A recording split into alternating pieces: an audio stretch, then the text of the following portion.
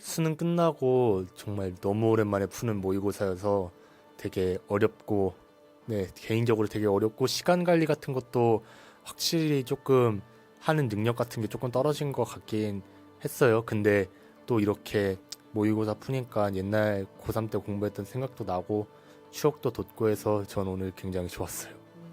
멘탈 관리법이 궁금하다고 아, 질문이 있었어요. 네. 평소 공부할 때 멘탈 관리법 같은 거는 제 나름대로의 이제 돌파구는 그냥 세상에서 내가 제일 국어 잘한다고 생각을 하면 돼요. 그게 사실이든 아니든. 잘한다고가 안 되면 내가 제일 열심히 한다고.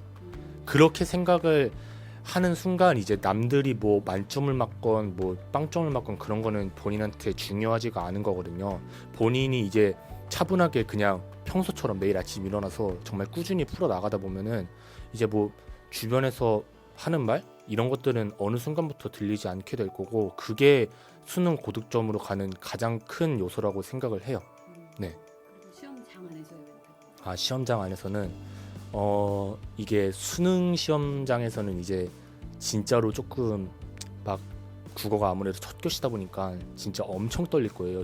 그 떨리는 거를 최대한 본인이 그냥 즐겼으면 좋겠어요.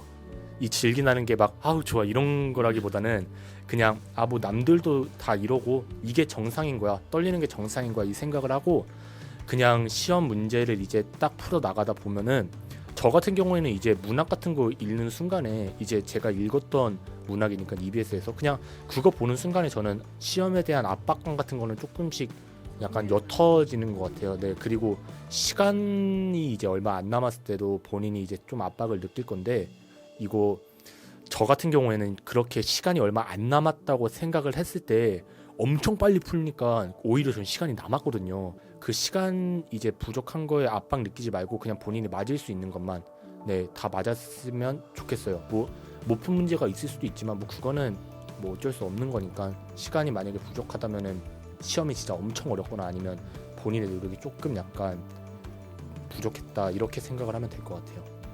EBS 같은 경우는 이제 시나 약간 현대 소설 이런 것들은 이제 거기에서 인물과의 관계나 아니면 궁극적으로 하고자 하는 메시지 같은 게 이제 중요할 때가 많아요. 그런 거는 이제 어떤 메시지를 이 시에서 원하는지 아니면 이 소설에서 원하는지 이런 거를 먼저 최대한 파악을 하려 했고 그리고 특히 시 같은 경우에서는 그 대조 부분을 확실하게 잡아가지고 애매한 표현이 있으면 전 그런 표현은 최대한 다 시험 보기 전에 숙지를 하고 넘어가려고 했거든요.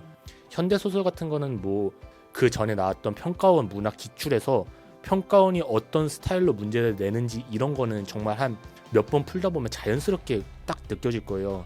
그런 거는 이제 그냥 기출 문제를 많이 푸는 걸로 연습을 했고 제일 어려운 게 아마 고전소설이지 않을까 생각을 하는데 저는 그래서 고전소설 같은 거는 최대한 주인공을 보면은 그 소설 제목이 딱 기억날 만큼 그 정도로 이제 저는 인물 관계도를 좀 중심으로 외웠던 것 같아요. 소설에서 약간 그 이해가 안 되는 단어가 나올 때도 이 인물이 이 단어를 썼으면 이건 긍정적인 말이겠구나 부정적인 말이겠구나 이런 게 다 머릿속에서 정리가 되다 보니까 고전소설은 그렇게 인물을 중심으로 약간의 암기를 조금 하면은 수능장에서 조금 더 편안한 마음으로 풀 수 있지 않을까 생각을 합니다.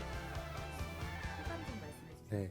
네. 저희 라방 같은 거를 완전히 처음 저도 해봐가지고 되게 떨리고 되게 좀 신기했는데 이렇게 이제 많은 학생들이 아침 일찍부터 이렇게 인터넷으로 제가 모의고사 푸는 장면을 보고 하는 거를 제가 직접 목격하니까 진짜 이거 참여한 학생들도 되게 대단하다는 생각이 들었고 또 저도 이렇게 후배들이랑 같이 그 고민 약간 어떻게 풀어야 되는지 방법 같은 거를 서로 소통해 나가면서 얘기하는 기회를 받아가지고 저도 정말 이번 라방 너무 뜻깊었고요.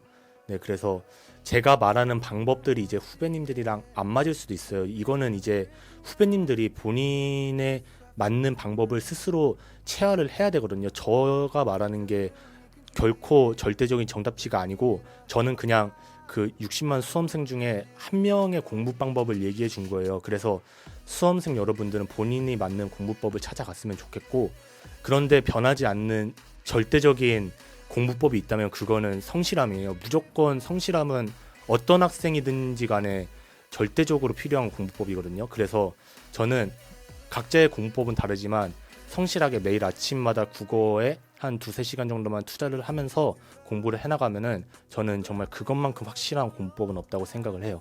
네, 그래서 저희 이거 시청해주신 우리 수험생 여러분 또는 이제 이간 모의고사를 푸는 국어 공부를 하는 모든 수험생 여러분들 다 성실하게 국어 공부 열심히 해서 이번 2021학년도 수능 국어 전부 대박 났으면 좋겠습니다. 감사합니다. 네, 감사합니다.